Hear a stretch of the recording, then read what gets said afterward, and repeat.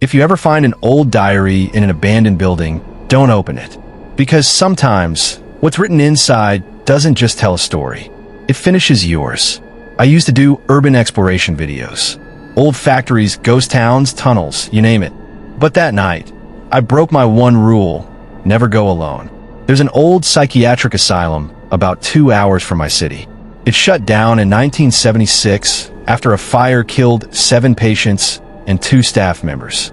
Every explorer I know avoided it, not because of ghosts, but because of how far it is off the main road. No signal, no GPS, nothing but woods. I went because of a rumor. Someone on Reddit claimed they found the doctor's diary, notes left by the head psychiatrist that disappeared during the fire. The post got deleted the next day. That alone was enough to hook me.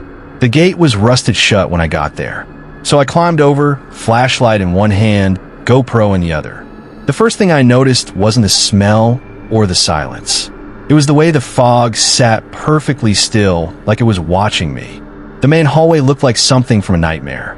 Peeling paint, wheelchairs frozen in the middle of corridors, names still written on door frames like Patient 12, Aggression. I remember whispering to my camera, "This place was abandoned for decades, but it feels like everyone just left 5 minutes ago." Then I found room 6. The door was half burnt, number painted in red. Inside was a single iron bed and a small wooden table. On it, a thick leather-bound book, edges blackened with smoke. The diary. At first, I thought was a prop, but when I picked it up, the pages were warm. I don't mean metaphorically. They were literally warm, like it had been sitting in sunlight. There was a name written inside the cover. Dr. Malcolm Reyes, Chief Psychiatrist, 1958 to 1976. My flashlight flickered the moment I opened it. Still, I started reading out loud for my video. March 3rd, 1962. Patient 6 refuses to speak again today. Only screams when approached. She keeps repeating one phrase, "Don't open the door." I assume she's referring to the East Wing, the sealed hall. I laughed nervously to the camera.